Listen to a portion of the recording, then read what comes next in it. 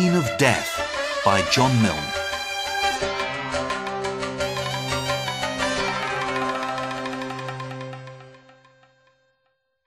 Chapter 1. Holiday in London. It is hot in Cairo in August. Very hot. The people who live in Cairo go away in August if they can. Some go to Alexandria, where it is much cooler, and some of the lucky ones go abroad to Europe or America.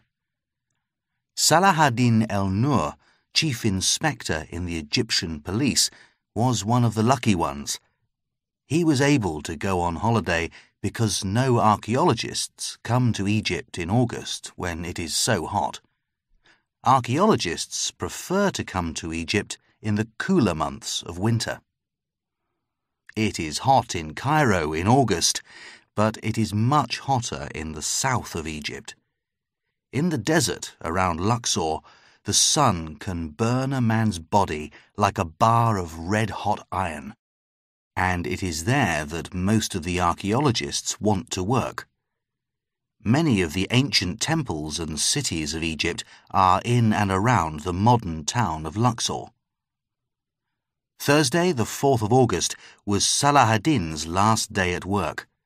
He was going on holiday for 3 weeks.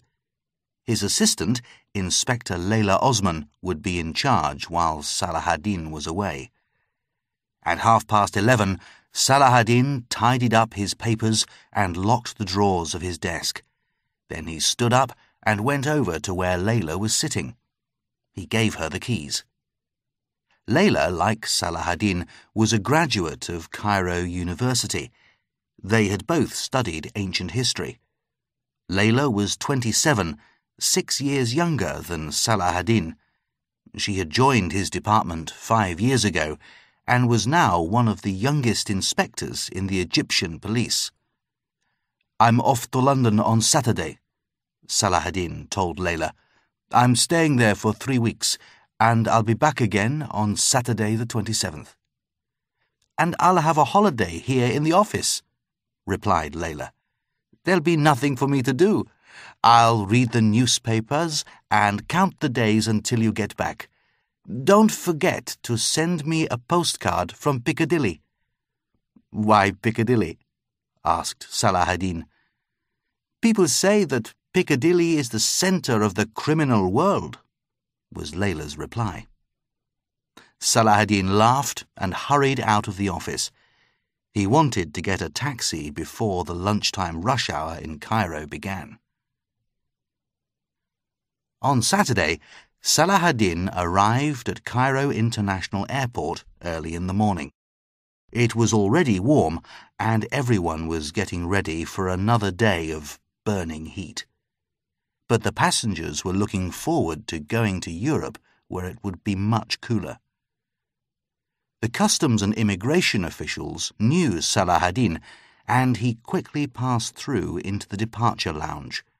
Soon he was in the plane and on his way to London. In London, everything was very different. It was wet and cold. Salahaddin arrived at his hotel in Gower Street just after 3 o'clock in the afternoon. It was a small hotel, but it was just round the corner from the British Museum. Salahaddin was going to spend part of his holiday working in the museum with a friend, Dr. Peter Earle.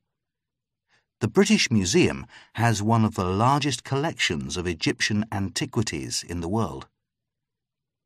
On Saturday evening, it was still raining a little, but it was warmer. Salahaddin went for a walk through the streets of central London. He walked down Tottenham Court Road to Leicester Square and then along to Piccadilly.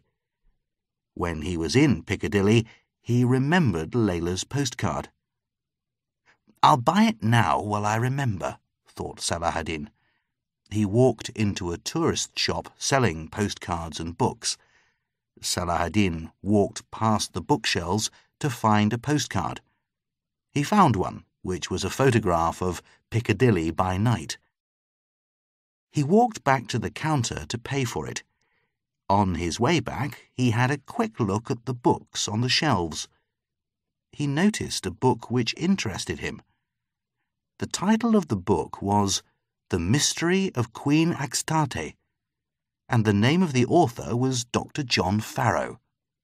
Salah ad-Din knew that Queen Axtate was a queen in ancient Egypt, and Salah ad-Din had read many books on ancient Egypt written by famous archaeologists, but he had never heard of an archaeologist called Dr. Farrow. Salah ad-Din decided to buy the book and read it later. He paid for the postcard and the book and walked out into the busy streets of Piccadilly. It was now raining heavily. Salah ad-Din walked towards Leicester Square. He noticed that a new film was being shown in one of the cinemas. Salah ad-Din decided that was the best way to spend a wet evening in London. He had a meal in a small restaurant and went into the cinema. It was very late when Salah ad-Din got back to his hotel. He went to bed and soon fell asleep. The mystery of Queen Axtate lay on the table beside his bed. It was still wrapped up in the paper from the bookshop.